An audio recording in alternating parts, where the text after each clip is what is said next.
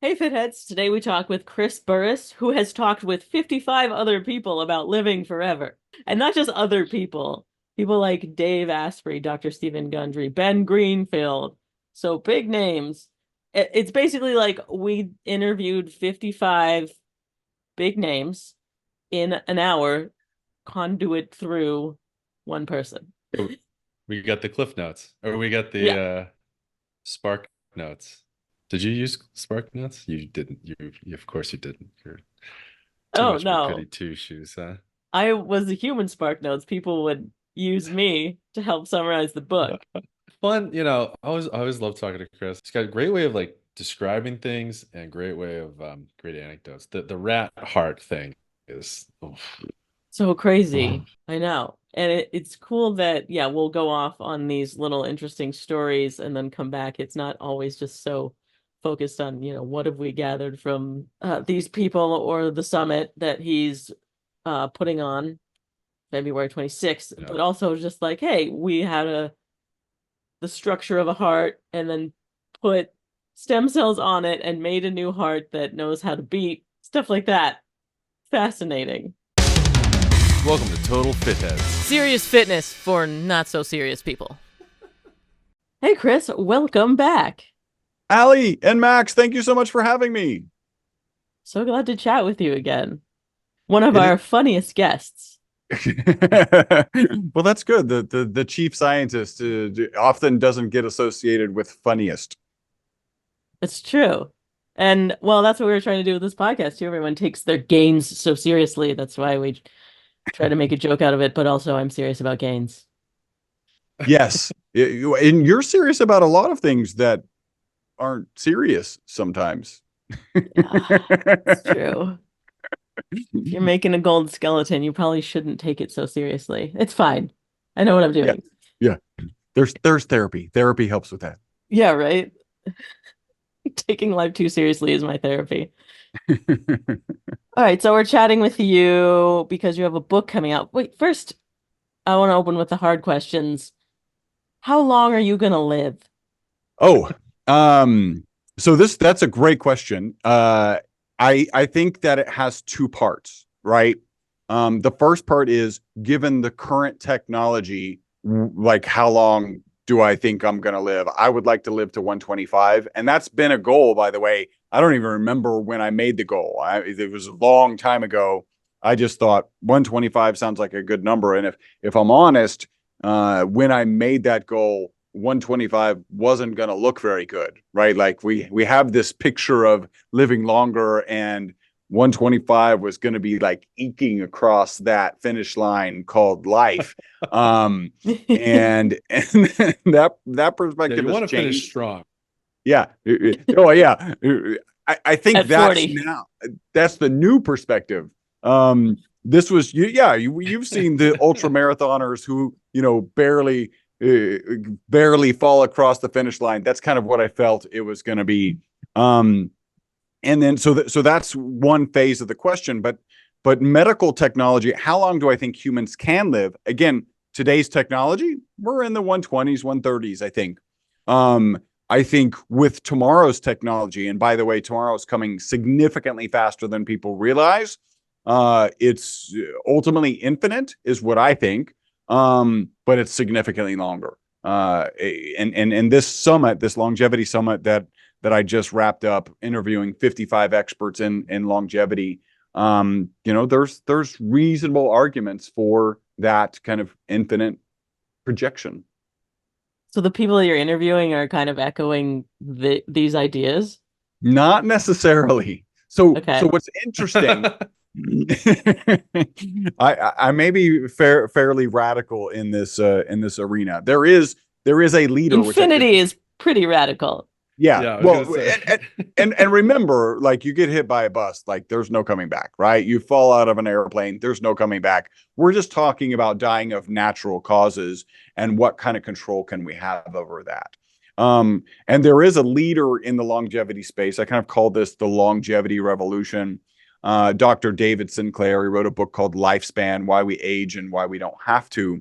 And he talks about the fact that, like, Ali, Max, I could take one of your skin cells, and I could create a baby Allie or a baby Max, right? Like that, the information is in every cell in your body for a younger you. So isn't it just the process of pulling the right levels, levers to make sure that to roll you back a certain number of years? And I think that's true. And he's actually showing that to be true in his lab, where they can do some, I believe it's with CRISPR technology, they're making some adjustments. And now this rat who's whatever, 10 months old is all gray and slow. And then they can undo that with the reverse kind of CRISPR technology. So they made a rat old faster and then back to young? Yes. Wow. Now, in that same lab, in that same lab, they actually pinched the optical eye nerve, the optical nerve, and that's irrecoverable. Like that's not a regenerating part system in the body, and they were able to actually have it regenerate, right? So we're really on phenomenal cutting edge now. All right, so you've got that look of shock. Let me add this. In 1950, medical information doubled every 50 years. Today, medical information doubles every 73 days. Days? That graph is that. Yeah, right? I used AI to say, like, okay, in 10 years, what's it going to be? By the way, increasing 73 times, in 73 days, doesn't include AI, right? That technology is new on this front, right? So, but I just used AI and said, hey, in 10 years, if we follow this kind of same path, it's going to be in hours, like doubling information in hours. Again, not including AI's capability to facilitate, rapid transformations. So you think about that. We've got the information in every cell in our body, and the information necessary to do something with that information is, rapidly increasing at an exponential rate. Like these are things that, okay. So one of the cool things about interviewing 55 people is I went down a lot of rabbit holes, right? I've spent at least an hour preparing for each of the interviews. And I happened to interview some pretty heavy hitters, which are pretty cool. So like Dr. Gundry, Dave Asprey, and Ben Greenfield. I got to interview all three of them. And for those, I actually spent more like 3 to 6 hours preparing for those interviews. On these rabbit holes, I was preparing one for a Christian Drapeau. He owns a company called Stem Regen, and he has a product that will release more of your own stem cells so your body can do its own healing. And in researching for him, I actually found a video. This is just fascinating, right? So they took the heart of, I think it was a mouse or a rat, and they were able to dissolve all of the muscle off of this heart. So like you just had this scaffolding, this collagen kind of scaffolding, and then they dripped stem cells onto that heart.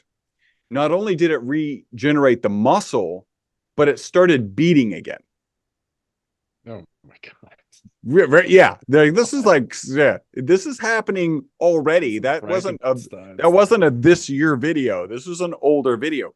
So what is available is really, not only is it farther along than we think, it's dramatically going to improve over the next years, decades, whatever. So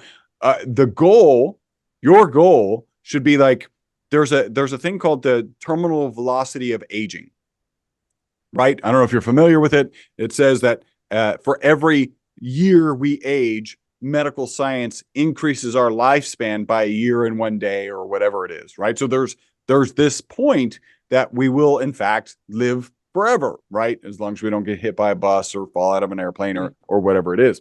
And I would suggest that you want to do everything you can. I mean, just think about this. How much would it suck to be the last person to die of natural causes? 100. Right? Well, you'd never know. 100 out of 10 exactly. it would For suck. that person, like, was I the last? Yeah. Oh, right. Yeah, but you don't know. what do we got to try and do to make sure that we get across that finish line much better than my impression of how I was going to get across the 125, year finish line, like just collapsing over. And everything that we're looking at in this kind of longevity revolution, this quantum shift in how the medical community thinks about aging, is saying that these are things that are possible, not doable yet, but with medical information doubling so fast, it's just not that far off. I mean, think how quickly we made the vaccine, right? Like, whether you like them or not, or like, we can have all sorts of debates about that, but the technology that went into that and how fast that was done. I mean, they had sent the DNA data stream around the world as like, hey, this is the virus and this is the DNA that we need to go after. I think, within days of having identified it as something that was, significant. Wow. So you're saying our lifetimes or my niece? Yeah, I'm hoping ours. Obviously. Like I'm just hoping ours. There's a lot of things.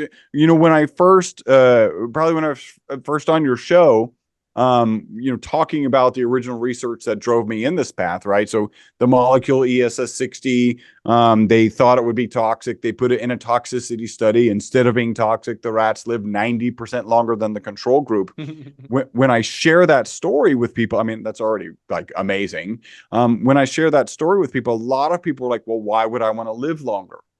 And at first I struggled a little bit because I always wanted to get to 125. So that was just a different mindset. But then I realized that the question they're hearing is not the question I'm answering. What they're hearing is, in an infirm state, how long would you like to live? And I think the answer to that question for a lot of people is not very long, right? Like, that's just not something that I'm interested in. But if I say, hey, if you have the same mental capacity that you have today and you have the same physical capacity that you have today, would you then be interested in living longer? There is a very small percentage of people who are like, no. And for that situation, I think you should reevaluate your life. And there's a lot of joy to be spent. Yeah. They're just trying to be contrarians. They're just trying to be like, yeah, that was the best picture. Well, have you seen blah, blah, blah? And you're like, okay, guy. I got it. That doesn't even compare. As How an can you prove that? individual? I got it. Yeah. My son is very much a contrarian. I'm constantly trying to provide some sort of guidance to him. He is wired to be a contrarian, and at some point, I've backed off on it, but I used to have him say, anytime he would come in contrarian, hey, you need to say "au contraire" before your next sentence.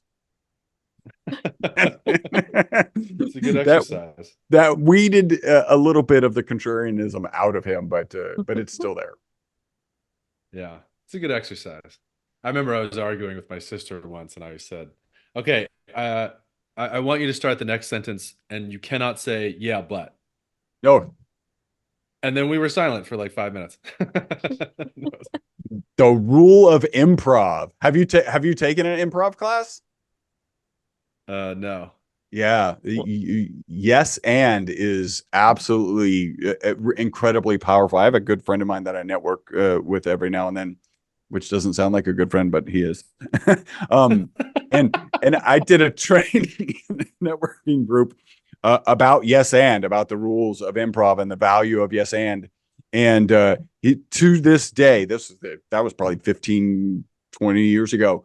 To this day, every time I see him, he's like, your lesson still sticks with me. It's such an important way to kind of have communication with other people, and yeah, yes and is a great thing. It's also an Ariana Grande song right now. Oh, is I was it? gonna say, yeah, she just wrote one with that exact title. Is it in what the storyline, I'm sure, or the meaning is not improv as a valuable communication yeah. Oh, yeah, she's just helping you be a better networker. Yeah, no, I don't think so. So I just looked up Dave Asprey wants to live to 180. So I feel like you should adjust your goal to 181, just to outdo Dave, him. yeah, Dave Asprey, he's had 180 for a while, and he's a definitely a very interesting interview, right? So the father of biohacking, most people have heard of bulletproof coffee, right? If they haven't tried it, they've heard of it. And he really created, like, this is just smart, created, my estimate, $100 million business out of a coffee recipe that I don't even think was his, or was a blended version of a tea recipe out of Tibet. Yak butter. And then, Yeah. right, yeah, yak butter. And then he like turned it into a coffee recipe called Bulletproof Coffee and said, "Hey, let's just take this recipe to $100 million business." So fantastically interesting guy, incredibly knowledgeable. And one of the things I asked him about, are you guys familiar with X Prize? This is the prize that they get. I think the first biggest one was for $1 million to the first company, I think, to launch some sort of vehicle into space, have it land, and then relaunch it in, I don't know, 48 hours or something. Obviously, $1 million doesn't cover, I don't know, anything for that process, but it was the honor of having won that prize. They just came out with the largest X Prize, which is $101 million to the company or group that shows a 10-year extension of life with a target of 20. So, of course, I asked Dave. Dave has actually invested in X Prizes in the past, and I asked him about this, and he was like, "Yeah, they didn't include me, and his goal is 180. So the 10 and 20 years really isn't a relevant target for him." Not big enough. Interesting. Now, so to pull this back into kind of fit heads territory, Dave Asprey, in preparing for it, there was a Mind Valley interview that he did, and he showed his six pack, right? So he's got a six pack. I don't know if he's late 50s, maybe early 60s. And he said that he got his six pack with 15 minutes of training a week. Is he using one of those machines that they have at the Bulletproof Labs where it's The yeah, ARX, okay. I think they're ARX machines, which is really fascinating. Variable tension, yeah. I don't know if you know some of the kind of thought process behind it. I'm probably going to say this word wrong, like proprioception or something close to that. Is your body's awareness, like when a dumbbell shifts on you, you have to be able to manage it. And because of that body awareness of that, you actually could probably grab 100-pound dumbbell, but you only grab, I don't know, a 70-pound dumbbell, because your brain is actually doing the calculation of, if it shifts, which it will, I'm not going to be able to manage it. And so these ARX machines are having people do weights significantly higher than what they can actually go pick up, right? Because when you release, you have no tension, right? There's no pressure on a push or a pull or whatever. So your brain is able to actually exert significantly more force. He also talks about the best way to increase VO2 max is not, to go out and run for 30 minutes. It's actually to get to run like a lion is chasing you, right? Get your heart rate as quick as possible, and then to lay down. Now, I'm not convinced. Lay down, yeah, I've heard his thing. Right. I'm not convinced laying down. Like I seem to remember that you shouldn't just stop, because actually the flexing of your muscles as you continue to walk continues to pump heart through your body, that blood through through your body.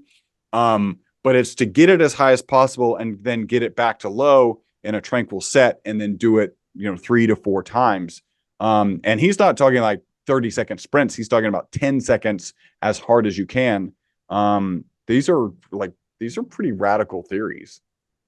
It does go against what Dr. David Sinclair says in Outlive. He's all about the steady state, zone 2 cardio. I feel like it should be both. I don't know. You should just do all the things. All the things. And I like to run. So part of me is like, if I only worked 15 minutes a week, like I actually do like to go running. So and I love sprinting. Like but that fits into his protocol. I believe he's also talked Yeah, about I how he love doesn't too want to that. be too muscular because it's not conducive to longevity. I think that's the case that he was saying that he doesn't want too much abs. Well, sarcopenia is certainly a big concern as you age, right? Like the deterioration of or your muscles going away, not having the muscle mass. And so actually I've been doing a lot of research on protein consumption. I'm sure you've done a lot of research on protein consumption. It's one of the questions that I asked Dave because in his initial book, I can't remember the title right now. His target was about 0.6 grams per pound. And now he's up to like 0.8 to 1 gram per pound. I think it was even lower than 0.6 in the first book. Which fits like a lot of the things that I'm reading now.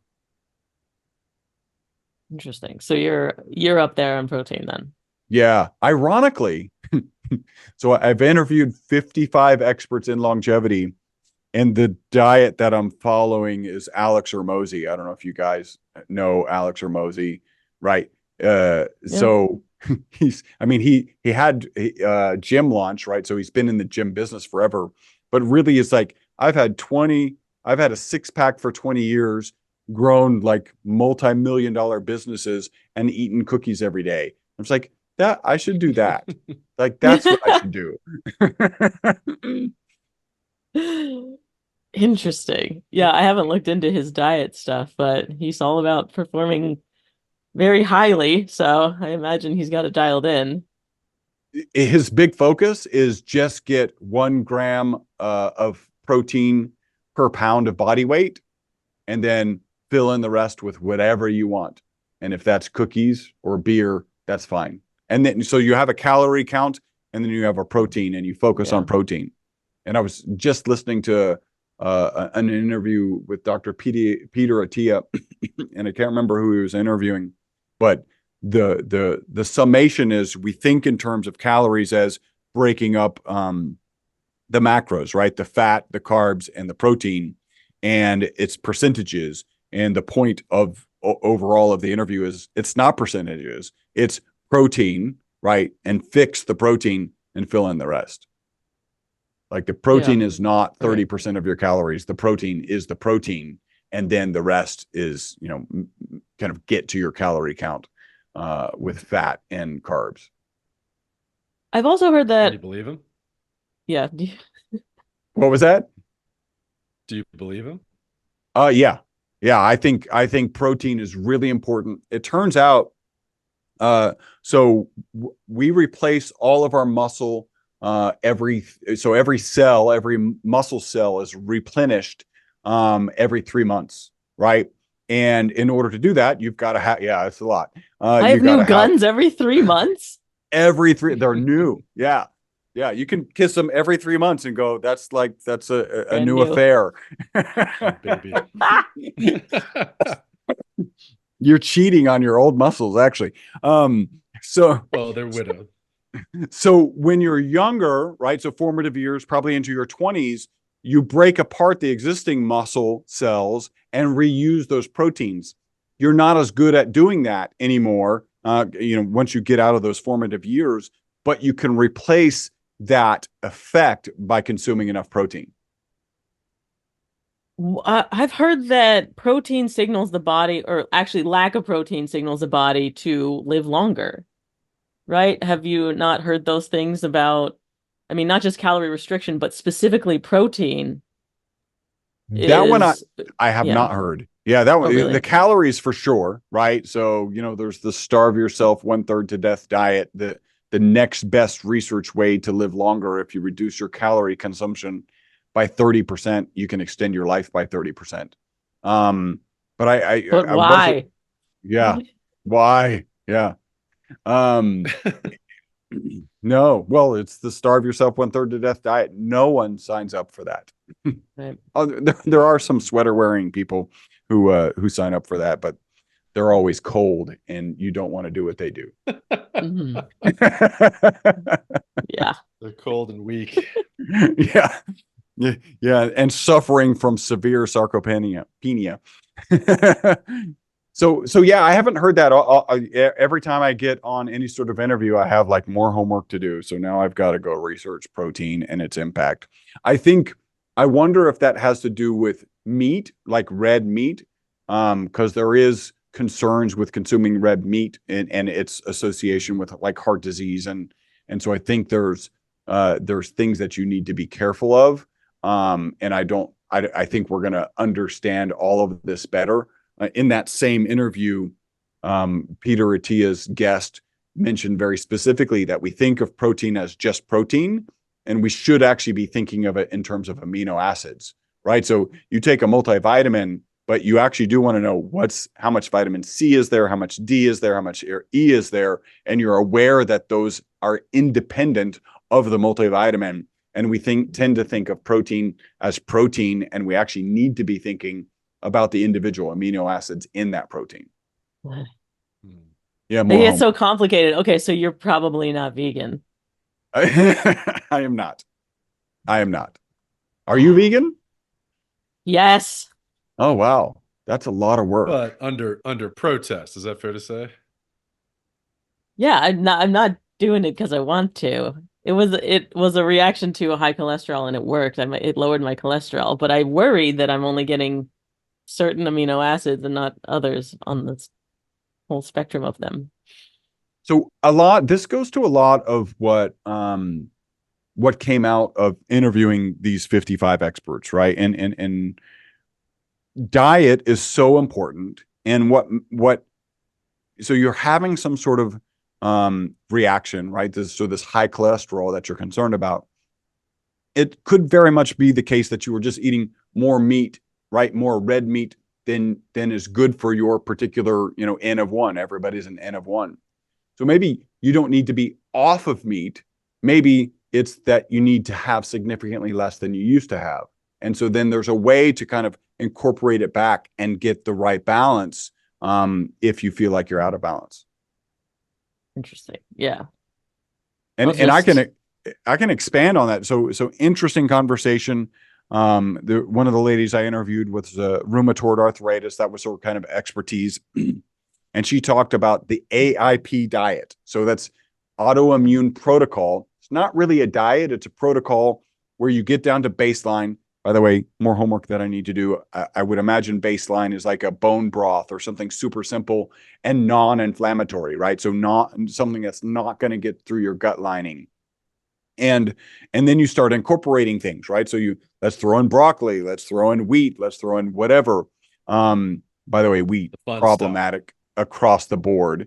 Dr. Gundry says he still sees patients 6 days a week, and he says 100% of his patients have antibodies to wheat proteins, 100%, which means they're getting through the gut lining into their bloodstream, and their body's creating antibodies for them.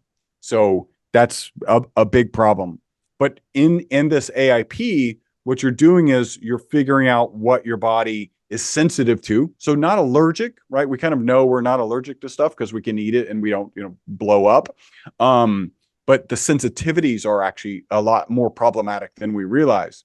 And in her case, she's Indian heritage. And she mentioned in kind of our discussion that rice was something that she was sensitive to. So as I was kind of wrapping it up, I was like, I know you ate a lot of rice when you were growing up. Are you not able to eat rice? And she goes, no, I can have rice. I just can't have it very often. Right. So I can't, culturally, I was eating it every day. Now I can have it once a week or twice a week or whatever that is. And Dr. Gundry gave a particular story that was similar related to eggs. And again, the way he described it is a high-ranking social media expert, owner, whatever, had sensitivities to egg. And he was like, you're going to have to quit egg. And the guy was like, I can't quit egg. I eat omelets every day. And he was like, well, you're the one who's hurting. Like, you can do whatever you want, right? It's the same way you're a vegan, right? Like it is your choice at the end of the day. And so he got off the eggs. And at one point he was like, hey, can we retest? Because I really would like to have an omelet. And they retested. Gundry gave him the green light. And he called Gundry in like 3 days and said, I'm hurting again. I might have overdone it. And he was like, well, what'd you do? Well, I had an omelet for breakfast, lunch, and dinner. And then the next day I had an omelet for breakfast, lunch, and dinner. And then today I'm hurting. He was like, well, you can have omelets from time to time. In this case, it was like egg white omelets, but you just it can't be breakfast, lunch, and dinner for you ever. I had one omelet. It was Apparently, a yeah. 36 egg omelet. Yeah. It wasn't just breakfast, lunch, and dinner. It was a 36 egg omelet 3 times a day. By the way, he was getting enough protein. Yeah, Yeah, I'll clearly. say. All right. Yeah, so it is about the finding the right amount for your body. Yeah. Yeah, okay. And it may be that you can't have it nearly as often as you used to. But like you're doing some pretty heavy lifting. Where are you getting Correct. your protein from? Like that's the number one question vegans get asked, right? Yeah. Well, I don't really bring it up too much. Well, then I actually believe you are a vegan under duress. Yeah, right, because I'm not talking about it. By the way, I also do CrossFit if you want to talk about CrossFit. No, just kidding. Beans? I guess I eat a lot of beans and seitan, which also feels very processed. So Seitan. I don't know what is seitan. lots of stuff to look up. It is wheat gluten. Oh no, my gut. Ooh, don't tell Gundry. I think Dave Asprey, when I was researching for the interview, he talked about like that hemp protein is one of the better proteins for if you're vegan or vegetarian. Interesting. I feel like there's a lot of fat with it too. So, do you ascribe to what Dr. Stephen Gundry says? Are you wheat free and all of the other million things that you shouldn't have?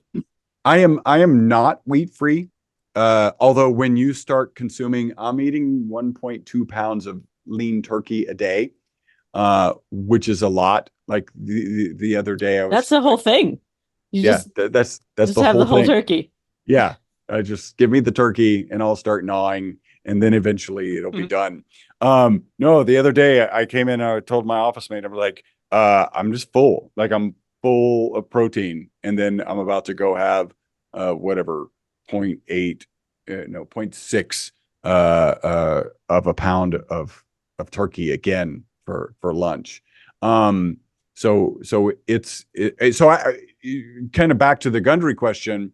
I think that there's a lot to that, and he talks. His newest book is Gut Check, and it just came out. It actually came out between the time that I interviewed him, and obviously the summit hasn't come out yet.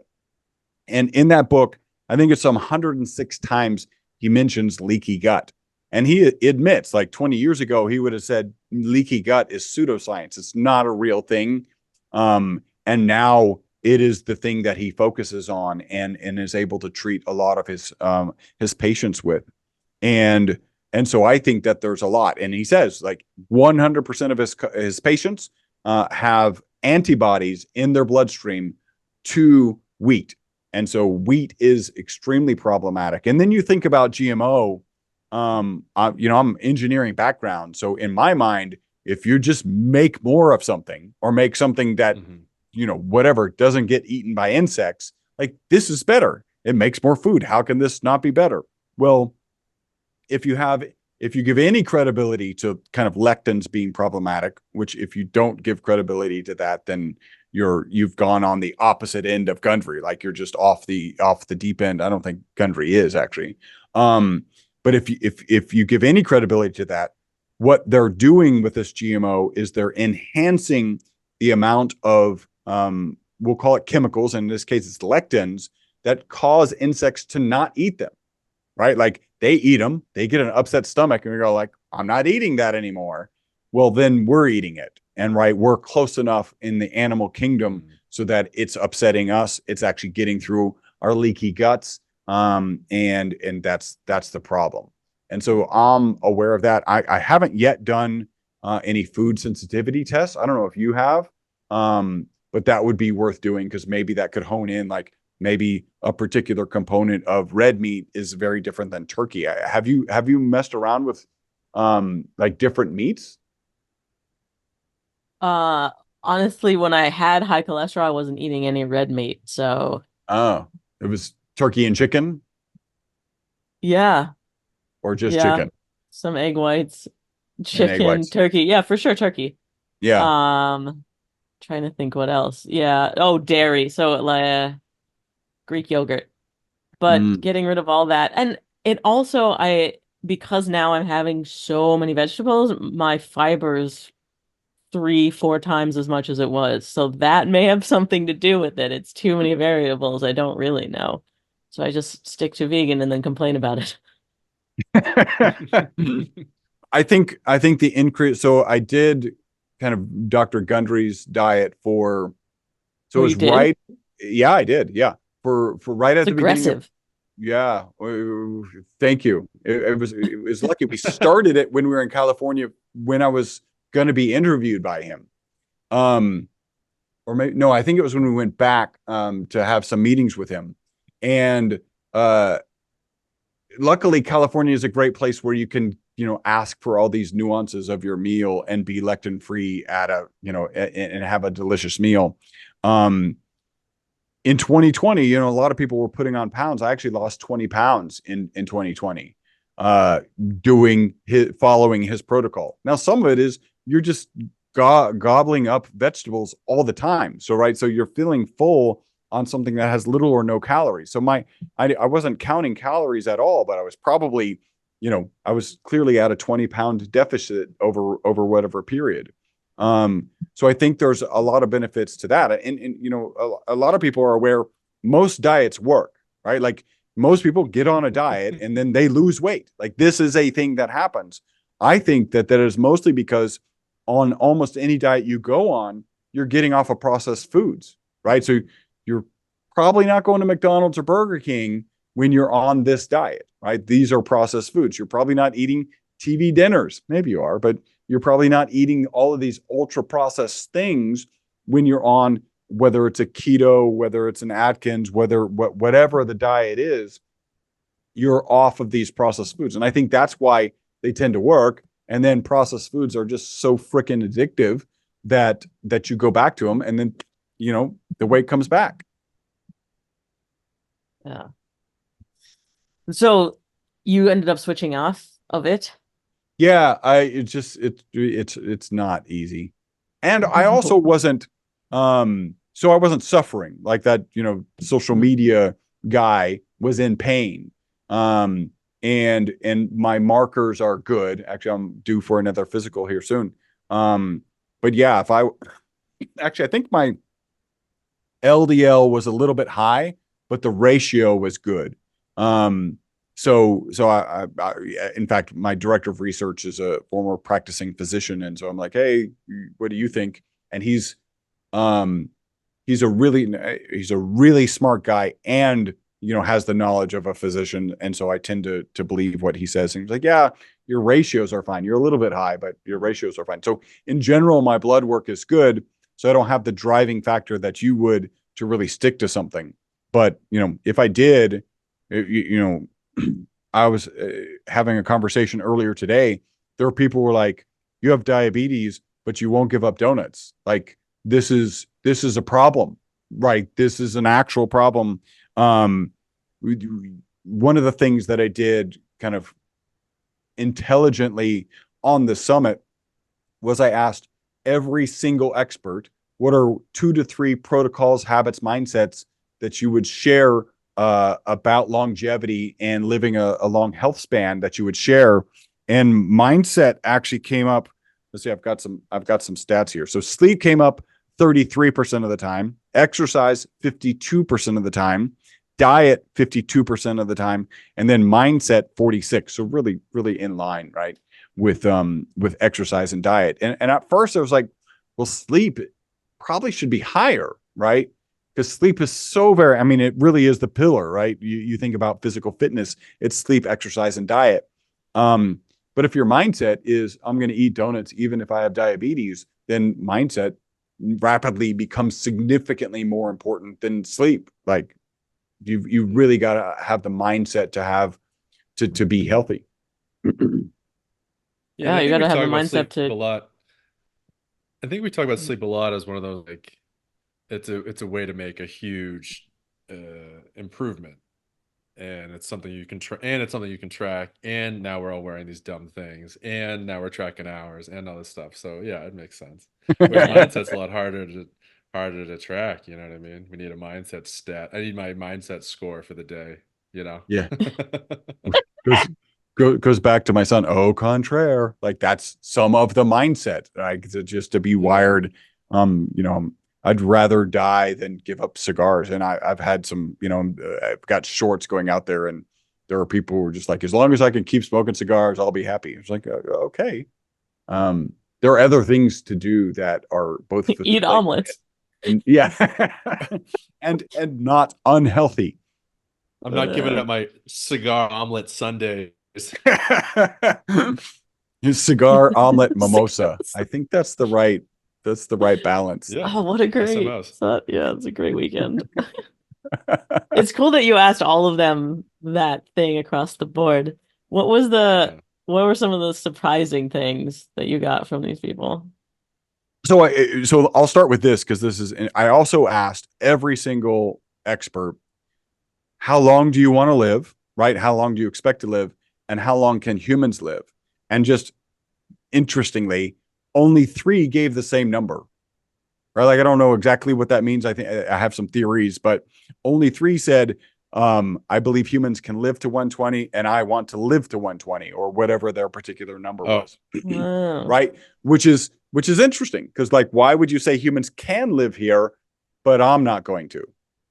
Right? It's just an interesting, and I think that boils down to, again, not being where we are today. We're not able to separate being infirmed, right? What the picture of old age that we have from actually living longer. So I think that's it. There wasn't no real surprises in terms of the mindsets. We've got some, one of them was like, scrape your tongue with a copper scraper, right? Like, that was kind of out of left Specifically field. copper. Specifically copper, and that's part of, I think, Ayurvedic medicine, right? Kind of the oldest medicine on the planet, out of India. yeah. And so that's important. I think interesting. A number of people have said, don't drink when you're eating. So like, don't drink water even, because you have a stomach acid, right? That's the right level to process food, and then you actually end up diluting that, and so you hamper the digestive process. And speed up the digestive process, which means that your glucose will spike more. Well, I don't know. I would think that adding water, diluting your stomach acid, would slow it down, not speed it up. Really? I've heard the Yeah. opposite from levels, but maybe I'm Oh, you maybe I'm see, off. you Now do I see need to the test opposite? it. Oh, that's interesting. No, I believe in their newsletter that they've talked about this, that if you want to slow your digestion, you should drink less Interesting. So with maybe your it just meals. Yeah. goes through your intestines at a slower pace. Yeah. Interesting. Yeah, that'd be fun. I haven't done whatever continuous glucose monitor yet. It's one of the things that I Oh. want to do, just to see. Although I have had interviews with people where they're like, yeah, I had a friend who had one on this arm and one on this arm, and they were drastically different. Yeah, there you go. Oh yeah.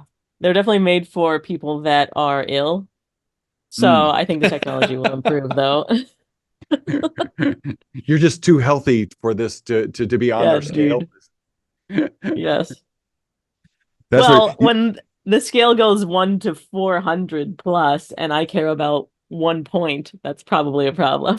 Yeah, no, yeah, that from a science perspective, that's like, it seems to be outside the margin of error on that scale.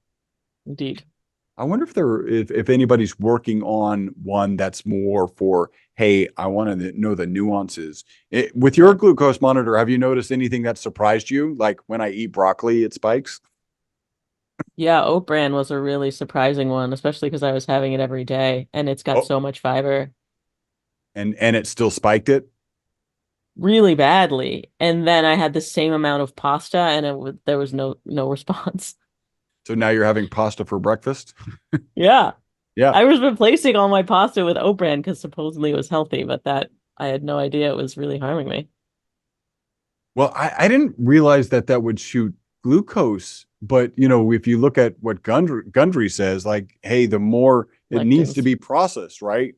If you're just taking the husks of the rice, right? This brown rice, there's a reason that, the Egyptians didn't eat brown rice. They ate white rice whenever they could because they felt better when they ate white rice. And, that's because the lectins are actually in the husks. Like they didn't have spare time to be, whatever, get dehusking rice just cause. They did it because it actually had a positive impact on their health. I think that piece is fascinating. How much could they know? They didn't have continuous glucose monitors. So yeah, they were Dummy. just like, what have they ever done? You know what I mean? Yeah. But maybe that's what the pyramids are, some sort of glucose monitor. Just one big glucose monitor. Left by aliens so we can track our glucose. Yeah. And the mummies just got stuck. So, as you're interviewing these people, I believe that you may have come across the biggest limiting factor that that causing us to die. Is this there's one thing there that's a wall that's keeping us from longevity? I think it's a natural wall that does have solutions, right? And again, if you go back to we have the ability to make a baby us in every cell in our body, right? So cloning is a thing. It happens. I don't know that any human has ever been cloned, but it frankly wouldn't surprise me that somebody's playing around with that.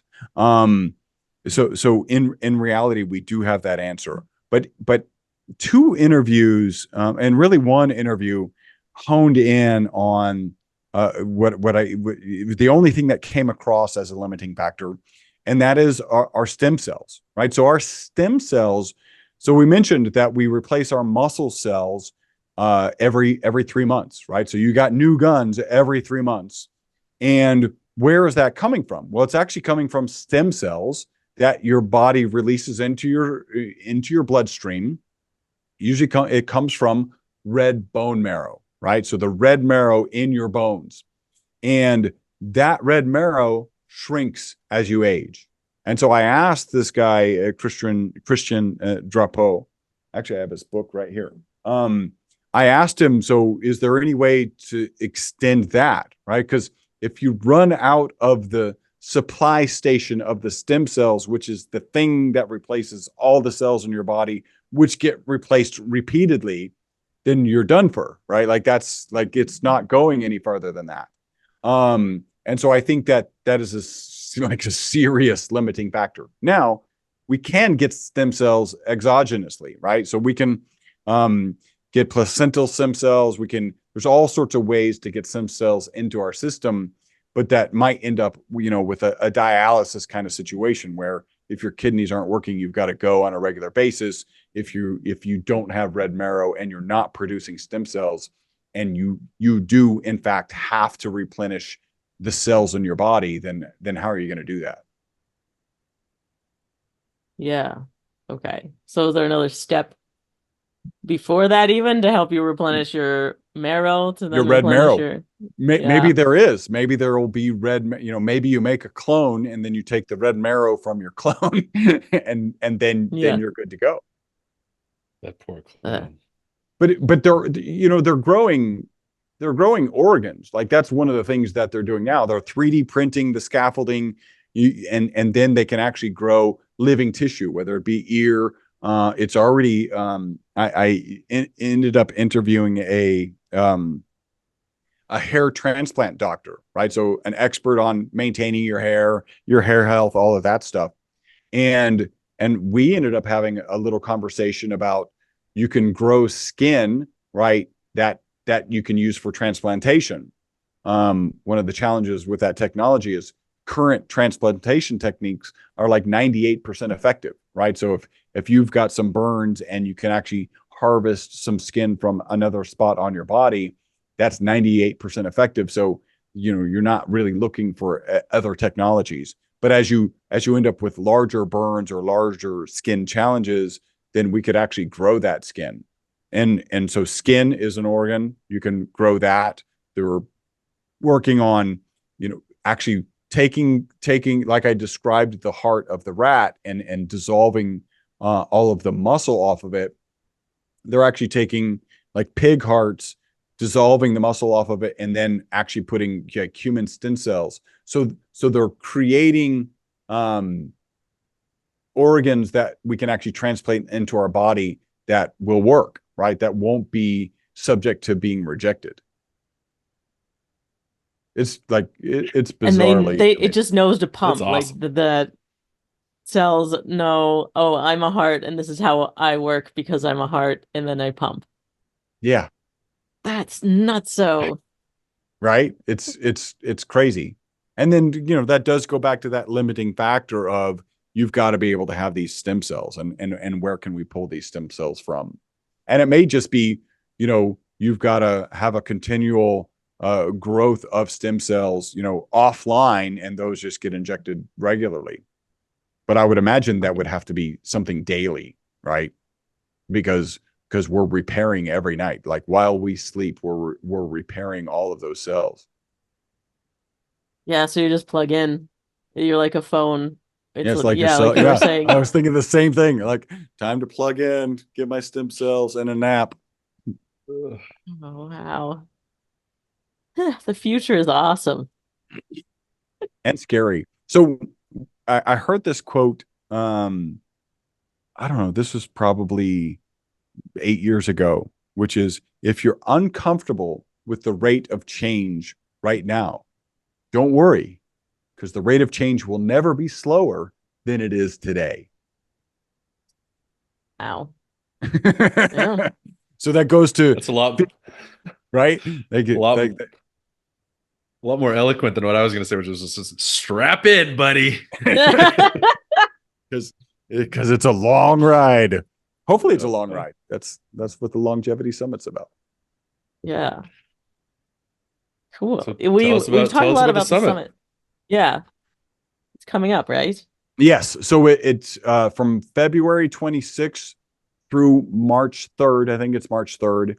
It's free. So we'll get you the proper link, and there'll be a link in the show notes.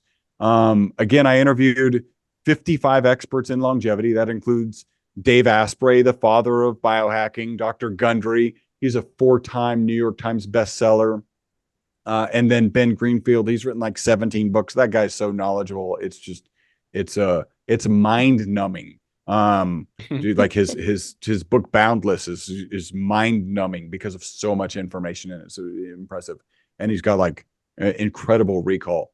So those are 3. Another interesting one that you may have not heard of is Sergey Young. He wrote a book, The Science and Technology of Growing Young. And he hangs out with like Tony Robbins and Peter Diamandis.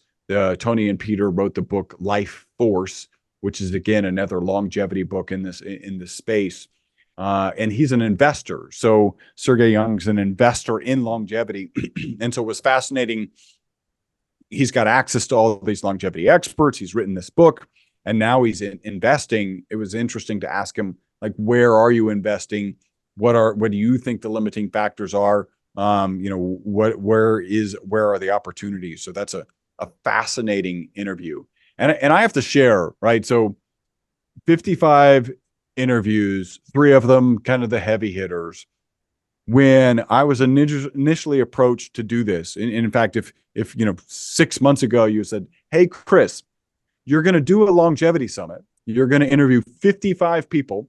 3 of them are going to include Gundry, Greenfield, and Asprey."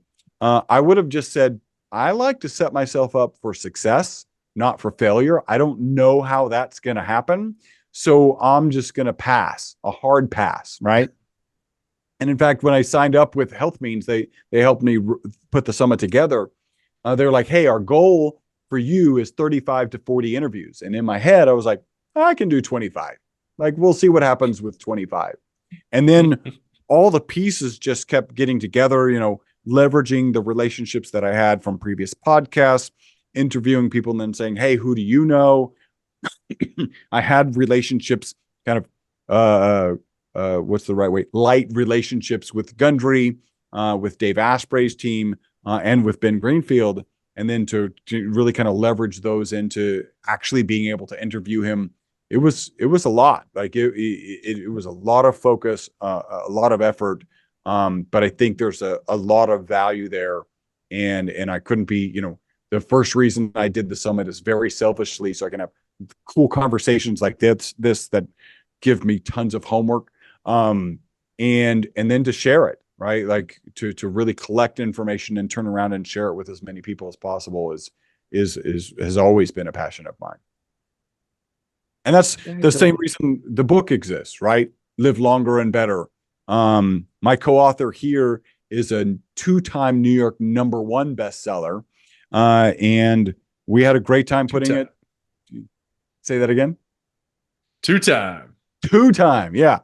It was, I knew I wanted to write a book because, you really start cementing information into your own head when you start putting it down in this, and whether it's the format of teaching, whether it's a format of writing a book. And I ended up getting connected with Jerome Corsi. His name's Dr. Jerome Corsi. And in my mind, it was like, great, this is my co-author. He's going to interview me, and then he's going to write all this stuff down. And then I'm going to go, yay, that's a good book. Let's, get it published. And he already had the publisher set up. And so in our first meeting, where we're this was supposed to be him interviewing me and me not doing anything, he was like, so you need to write all your stuff down and then I'll edit it. And I was like, I guess I'm writing a book now. I guess I'm actually writing a book now, which was a great process. And it was a nice compliment for Jerome. At one point, he was like, I like your style of writing. Like, I like how you write and how you tell the stories, and it's self-deprecating enough so that, I don't think that highly of myself. And so I think it turned out to be a really good book. That's awesome. Great. And what was the reason that you ultimately wanted to write it? Well, again, it was more about, so this seems to be a recurring theme, but maybe 7 years ago, if you had said, Chris, you're going to be even in the longevity space, let alone having written a book, having done a longevity summit, I would have said no. That I'm a happy-go-lucky carbon nanomaterial scientist manufacturing this soccer ball shaped molecule, really not interested in longevity. And then this study comes out where the test subjects live 90% longer than the control group. So I didn't even know, like, that sounds like a lot, right? But I didn't even know where that sat in the longevity space. Are there supplements or processes or, technologies that you can do that could extend your life more than 90%? Turns out, no. What's the next best technology? Turns out it's calorie restriction. With best research, calorie restriction, 30% extension of life. So now I'm like, okay, well, what else is out there? What other longevity things can we be looking at? You got these wacky biohackers taking a product that I never thought would be consumed, frankly. And then I'm like, well, why are they doing it? And what else do they do? So I really got thrown into this longevity space. And I'm like, well, if I'm going to put all this together, it's kind of an interesting story, right? Here's this molecule. They discovered it. They win the Nobel Prize. It's supposed to be toxic. It's not toxic. It's good for longevity. And then longevity is in this quantum shift right now. That's stuff that I wanted to document in a book. Love it. Share it. It's exciting. Share it. Awesome. Well, thank you so much for joining us. This has been fun.